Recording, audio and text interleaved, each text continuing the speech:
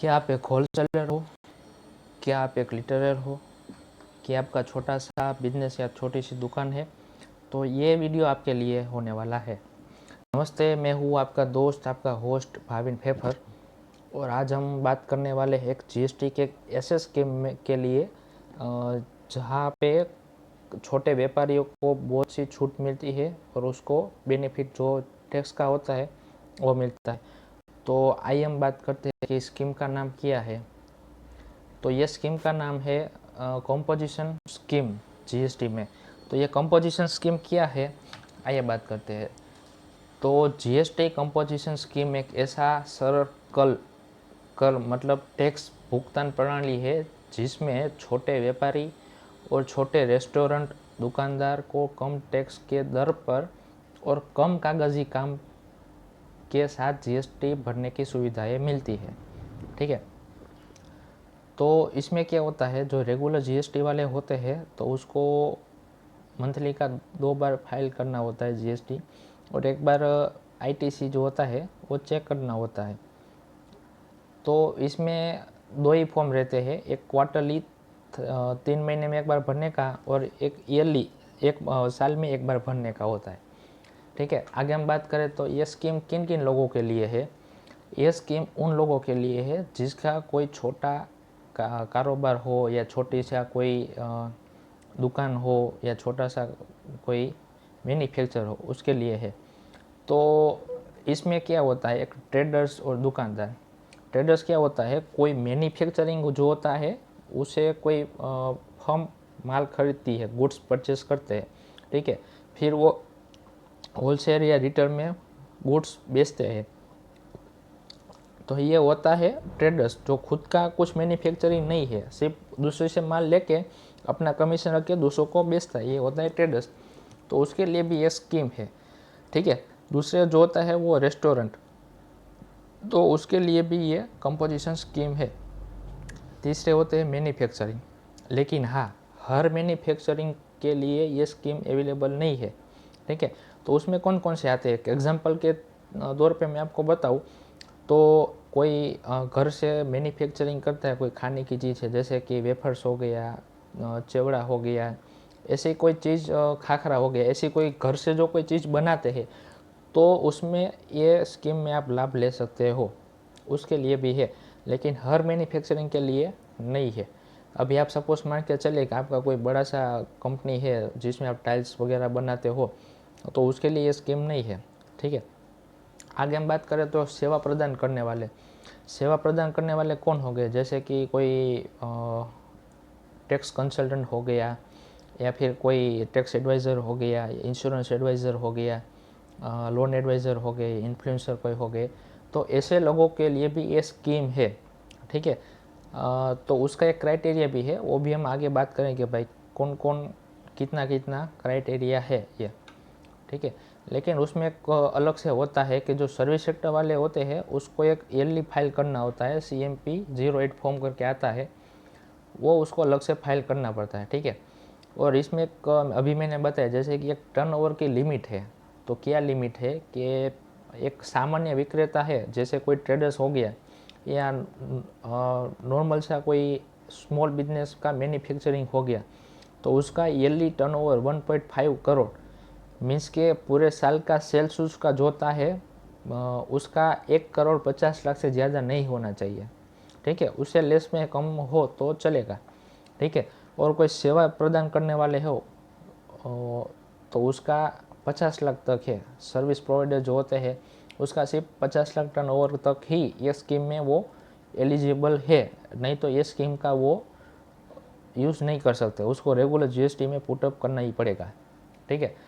आगे हम बात करें तो कंपोजिशन स्कीम में रेट क्या है, टैक्स का जो रेट होता है वो टैक्स रेट क्या है। तो एक मैंने छोटा सा आपको समझ में आए इसके लिए बनाया है।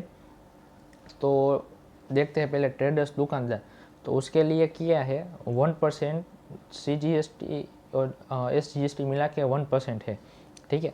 इसमें एक दिक्कत है, दिक्कत क्या है पहले आगे हम बात करेंगे, लेकिन अभी भी बता दे रहा हूँ आपको कि इसमें है ना, आप एक स्टेट से दूसरे स्टेट में सेल नहीं कर सकते, आपको इंटर स्टेट मीन्स के खुद के ही स्टेट में आपको सेल करना ही पड़ेगा, तभी आप इस स्कीम के लाभ ले सकते हो। अगर आप सब आपका कोई भी गुड्स है वो आउट ऑफ स्टेट भी आपका सेल्स हो रहा है तो आप ये स्कीम का लाभ ले नहीं सकते, ठीक है। तो उसका एक 1% है कि आप जितना भी सेल्स करते हो पूरे साल में उसका 1% आपको जीएसटी पे करना होता है, ठीक है। और वो भी आपको आप में से पे करना पड़ेगा, वो आप कोई कस्टमर से या कंज्यूमर से आप नहीं ले सकते हो, ठीक है। तो ये क्या क्या उसका एक लिमिटेशन है वो भी हम आगे बात करेंगे।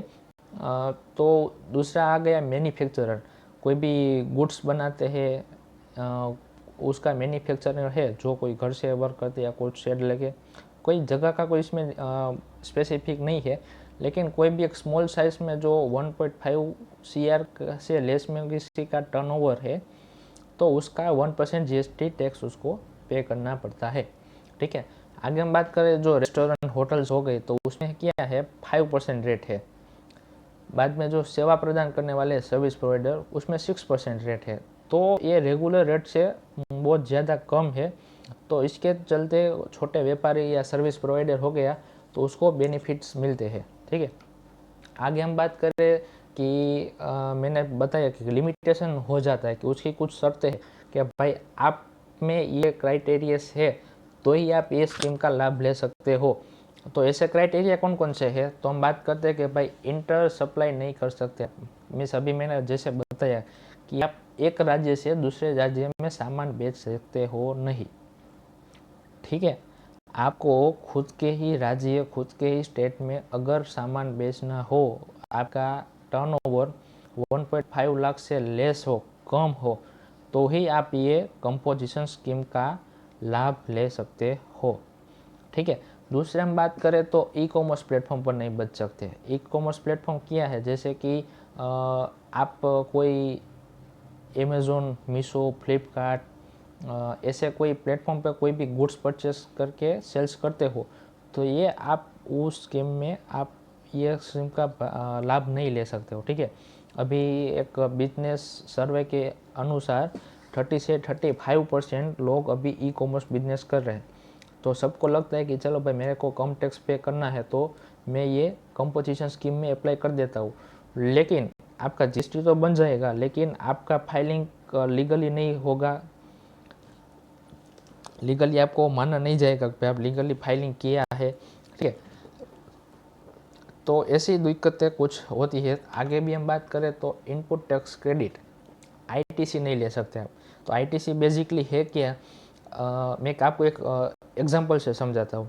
अगर सपोज मान के चलिए आपको कोई किराने की दुकान है और आपने 1 लाख का कुछ परचेस किया सामान, तो उसमें जो 18% टैक्स मिला तो वो आप जो 18% टैक्स देते हो तो उसका लाभ आप नहीं ले सकते हो, आपके टैक्स क्रेडिट नहीं हो सकती है उसमें, ठीक है। तो आपको सिर्फ टैक्स पे करना है, आप उसका लाभ ले नहीं सकते हो, ठीक है। आगे हम बात करें तो टैक्स ग्राहक से अलग से नहीं ले सकते हो। यानी सपोज मान के चलिए आप जो टैक्स इनवॉइस बनाते हो इसमें हालांकि टैक्स इनवॉइस नहीं बनते, बिल ऑफ सप्लाई बनते हैं, ठीक है। दोनों में डिफरेंट किया है तो जो 5वां वाला पॉइंट है वो भी मैं आपको चौथे के साथ में समझा देता हूँ। तो टैक्स इनवॉइस क्या होता है, सपोज मान के चलिए कि आपका किसी का बिल अमाउंट 100 रुपये हुआ, ठीक है। तो उसका रेट था 18%, तो आप 100 रुपये प्लस 18 रुपये करके टोटल टैक्सेबल वैल्यू अपना 118 रुपये फाइनल बिल अमाउंट में आप लिखोगे। तो जो 118 रुपये है वो जो परचेस करते हैं आदमी, आप जिसको सेल करते हो वो आपको टोटल 118 रुपये पे करेगा, ठीक है। उसमें से आपको 18 रुपये क्या करना है, जीएसटी में पे कर देना है और 100 रुपये आपके लिए रहेंगे। लेकिन ये हमारा जो होता है कंपोजिशन स्कीम, इसमें आपको बिल ऑफ सप्लाई बनाना होता है। जैसे कि हमारा जो अभी मैंने आपको बताया 18% वाला वो टैक्स इनवॉइस हो गया, ठीक है, जिसमें अमाउंट प्लस टैक्स हो गया, ठीक है, ये टैक्स इनवॉइस हो गया। और अभी जो आप कंपोजिशन स्कीम में हो और आपको जो बिल बनाना हो वो टैक्स इनवॉइस आप नहीं बना सकते, उसमें आपको कंपलसरी बिल्स ऑफ सप्लाईज बनाना होता है, ठीक है। इसमें क्या होता है कि आपको मान के चलिए कि 100 रुपये का आपका बिल है, ठीक है, प्लस आपका 1% जीएसटी है, तो आप ग्राहक से 101 रुपये नहीं ले सकते, आपको 100 ही रुपये लेना है, लेकिन उसमें से आपको 1 रुपये जो आप रखा है वो आपको जीएसटी में पे करना होता है। तो ये टैक्स इनवॉइस और बिल ऑफ सप्लाई दोनों का डेफिनेशन है।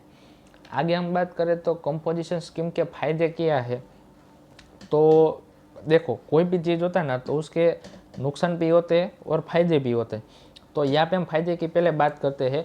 तो इसमें आप अप्लाई करोगे, कंपोजिशन स्कीम आएगा, तो आपका सबसे पहले जो जीएसटी का टैक्स रेट है वो कम आएगा। आगे हमने जैसे बात की 1% रहता है, 2% रहता है, 5% रहता है, 6% रहता है। तो ये रेगुलर जीएसटी से बहुत ज़्यादा कम है। ठीक है। दूसरी बात करें तो हम साल में सिर्फ एक बार रिटर्न फाइल करना होता है। तो उसमें क्या होता है, अभी मैं आपको बताऊँ तो साल में जैसे 2 बार होता है, एक क्वार्टरली फाइल करना होता है और एक ईयरली फाइल करना होता है। ठीक है। तो इसमें कागज़ी काम बहुत कम हो गया।